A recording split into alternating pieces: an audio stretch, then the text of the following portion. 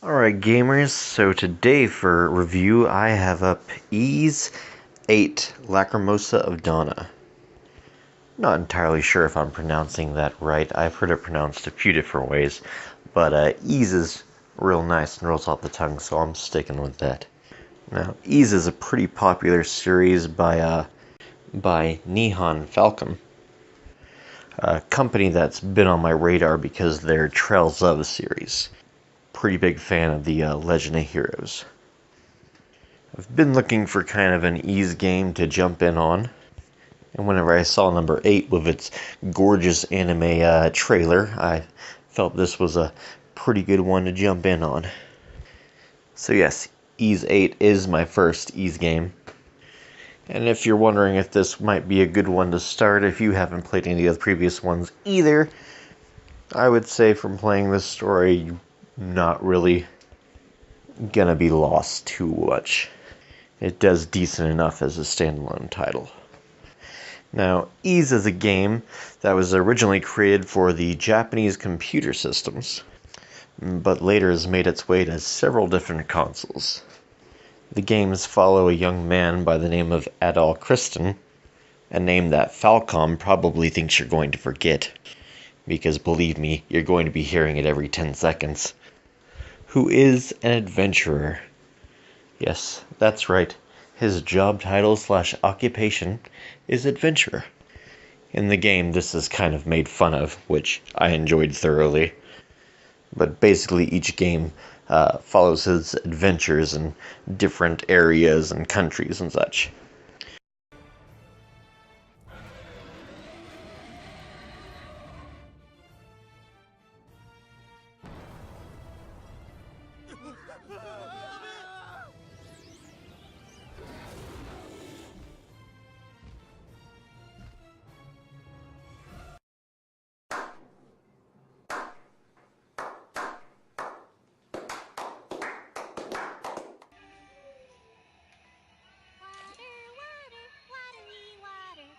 Shut the fuck up!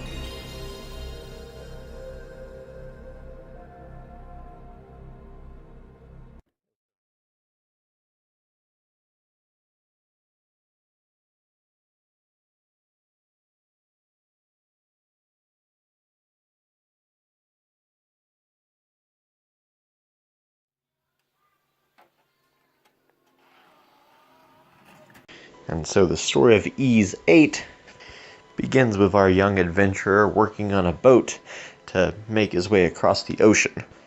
It's while working on the ship, named the Lombardia, that the crew and the ship itself becomes attacked by a kraken, or what most video game and anime enthusiasts would consider a kraken. Anywho, the ship is destroyed, and possibly everyone aboard the ship ends up stranded on the island called the Isle of Siren, which is kind of notoriously rumored as being a death trap. Later on, it's kind of revealed that this isn't really the story for our game, but I don't want to delve any further because I feel like it'd be too much of spoilers. Just know that the fact that your character and all these other people being stranded on an island is pretty much just a side note for this game, or at least its storyline. So that's going to be all from my summary of this game. We're going to go ahead and jump into the actual review now. And before I start, I just kind of wanted to address something, because I do know that Ys has like a giant cult following. Perhaps it's wrong to even say cult following, since they're one of the major reasons that Falcom is a company right now. But like I said, before I start, I do want to state that this is obviously an opinion piece, as are all reviews ever. So I base this in opinion as opposed to every other game I've ever played. Having been a gamer for 24 years, I feel like I've got a little bit of experience under my belt. But as mentioned, it's an opinion piece, so you might not agree with my opinion. That's okay, and it's not the end of the world. Now that that's been addressed, I am going to do this review slightly differently. Normally I go with pros, then cons, and move on to the score. But for this one, there's a lot of subjects that I consider both to be a pro and a con at the same time, so I'm going to address those first. First one on my list for discussion is the graphics. I had a friend watching my gameplay who had played one of the previous ones on his PlayStation Vita, and he brought to my attention that the graphics were most likely just a reuse of the assets from the old Vita version. And looking at the graphics of the game, I kind of feel like that's true. The graphics for this in 2007 on PS4 feel a lot more like a PS3 game. And I can honestly say PS2 pushed out better looking games than this. Now at the same time, I felt like that a lot of little details were put into, things that were on screen. So I feel like if they weren't reusing old assets and an old graphics engine, this game could have just been fucking absolutely stunning. Also on the con side, there's a lot of little graphical glitches. People and hands going through objects. And anytime you're standing next to water, you get like this reflection effect all around you, to where it's not actually reflecting anything. It's just causing an image around you of yourself that's really blurry. Also, the lighting effects in it were pretty garbage. But as mentioned, there were a lot of little details where I felt like they were putting in a lot of effort, where the not necessarily graphic-wise, but aesthetics-wise. Like each character's costumes, I felt were really well done. And even some of the islands/temples had nifty little designs everywhere and were done well enough. Just as mentioned, kind of behind on the times. And now, with that out of the way, we'll mention the next pro/con, which is the trophies. Now, the main reason that this is, like I said, a pro/con is because I bought this game for PS4. Kinda wish I'd gotten it for the Vita, because it would have been cheaper, and graphically would have been exactly the same. Would have looked exactly the same. But one thing I specifically hate in my PS4 games is super grindy trophies. However, on the other side, on my Vita, I don't mind super grindy trophies. Probably mostly because I don't play the handheld all that often, so it feels like less of a chore if I'm stretching it out over the process of several months or years. And so that's why this ended up as, like I mentioned, a pro/con. And so the last pro/con, which I'm sure I'll probably get the most flack on, is of course the story. First off, the story starts pretty slow, and you'll really skim through the first 4 chapters real quick. But some of the absolutely worst things about the story is that every single thing feels like a MacGuffin or a Deus Ex Machina. I mean, every single time you find a new villager, they're a cook, or a shop owner, or a blacksmith, a doctor. Even the children who are alone by themselves on this boat are some kind of super geniuses that, run the farms. It just takes away all the disaster part of being a castaway on a remote island. Not to mention how much stuff you just make completely out of your ass whenever you're actually building this village of castaways. It really hurts in an RPG. And some of the worst showings of this, bad story, is that there's a lot of surprises.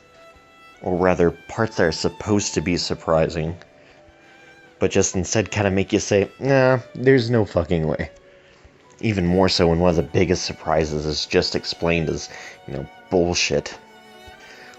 It'll work 1 or twice, but you can't just keep doing that with a story.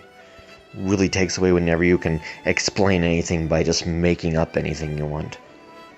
So, I'm sure you realize that was a lot of negative. But there is some positive in the story. Obviously, hopefully, it's an RPG, right?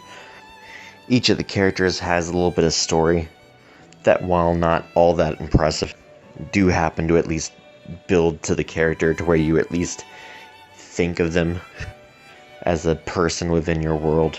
And later on, once you kind of figure out the true plot of the story, it does have a little bit more pull to it. I mean, the game's story is good enough to make you want to keep playing to figure out what's going on, even though a lot of it's pretty kind of anime cliche, so you're gonna call it most of the time, but it at least does have enough pull to make you want to keep finding out what happened.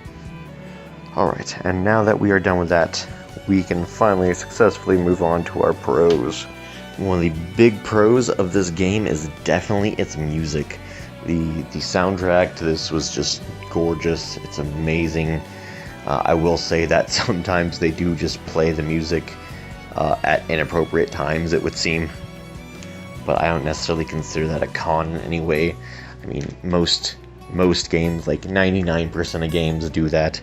I mean, lots of developers just make these gorgeous, scores, and they want to put them everywhere. They don't want to, let there be just ambient sound, which it's okay to do. People gotta discover that. Next pro I want to mention is the fighting system. I thought the fighting system was excellent in it. It was very well done. You can, play as all the different little characters on your team, which is another super big plus. Being able to play as your other characters, and they each have their own skills, which, while partially unique, are, pseudo the same as well. But they're all interestingly enough to where you kind of want to maybe test them out and figure out which one you want to play with. I personally just stuck with Adol the entire time because I like the way he handled the best. And because I dumped all my stats into him as well.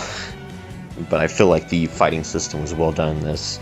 I would like to see them, add on to that. Though I will mention the guard and dodge feel very unresponsive a lot of the times, especially in the middle of boss fights. Like you hit that X button and you'll be attacking, and then you'll kind of get caught up in attacks and can't block or dodge out of stuff even when you know it's coming. So I would like to see them improve that. Another big plus for me in this was the interceptions and the suppression fights. They were a breath of fresh air, especially later on in the games when you're just trying to progress through the story and you end up kind of fighting the same mobs over and over again. It's nice to kind of do these little sub battles that change things up and add an extra element that I just really enjoyed. Another plus on this game, which is a big plus for me, is customization. As I mentioned, you get some kind of like stat placing items, which you can, set up your team. But of course, I just dumped all mine into Adol because he's who I was using. But you could kind of build your characters to play, certain ways, even if you're not controlling them. And there's plenty of skills to use with them that you can kind of mess around with too, to set them to your play style. And then big plus was the some of the costumes, especially for Adol. He had some interesting costumes. He had his older stuff, which was cool. I had him in the shining armor on mine. And some of the other characters even had some, nice little different outfits. As always, I wish there was more, because I'm a big customization fiend. And I feel like that's something that more games need. Alright, and keeping things rolling, we're going to go right into the cons. Alright, a big one on the cons is that it fails a lot of the times to kind of just pull at your heartstrings. Like, there's a lot of moments where the music or the characters just kind of like start to act like you should feel sad for something, and you just kind of don't. I feel like this problem goes back to the story. But through the story, there's only really 2 real deaths. They both happen at around the same time, and they feel awkward almost. I won't mention any names because I don't want to get into any kind of spoilers, but one of the deaths happens because a guy runs into a metal wire, and I guess it slices into his leg as he runs into it, and that kills him, which seemed like a what the fuck moment. And then the next death, which happens very soon after, is literally just like a monster roars, and so the guy falls over onto his back and then just lays there while the monster walks over to him and like talks for a second before it bites onto him and then just walks off with his body in its mouth. And those were supposed to be, intense moments of feels, but it really wasn't. And I can't see anybody really like getting attached or being upset about those scenes. It really was just a huge failure for me on their part. The next con I'm going to mention is specifically one of the characters. The character is Sahad. Like, at first, upon meeting this character, I didn't really care for him. But then as time progresses with this character, I hated him and hated him even more.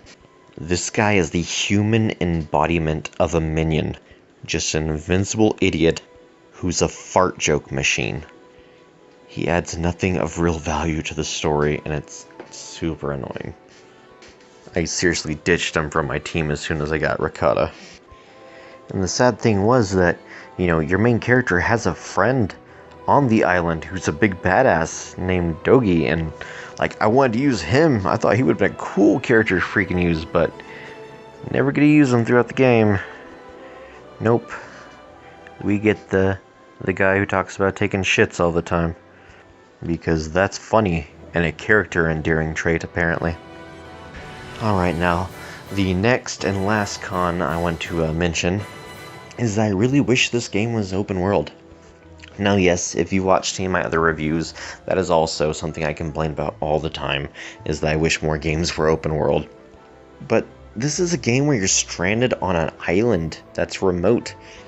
I feel like not having this as an open world is really missing out. And I understand that, there's one part of the map that really kind of represents the whole second half of the story, but, you could have just had that closed off just as easily and open up later due to some, other MacGuffin. And let us explore, all the rest of the map and find the villages at our own pace. But instead we get just really linear gameplay. And on a game where I feel like the story wasn't that good, just feels like a huge letdown. And that's going to be the end of my review for Ys 8, Lacrimosa of Donna. My score for this game is a 6 out of 10. Sure, it was fun. I don't feel like it really has a whole lot of replay value, except for the stuff that you kind of unlock at the end. But kind of most of all, I just don't feel like this is worth paying $60 for. It's hard for me to put a price on the title. I would say maybe wait till it comes down to $30 to buy it, especially since there's so many other games for $40 and $30 that came out this year that I enjoyed so much more. Also, as mentioned, there's no graphical difference between the PS4 and the Vita version, so maybe get the Vita version because it's better, or not better, but cheaper. And there it is, guys.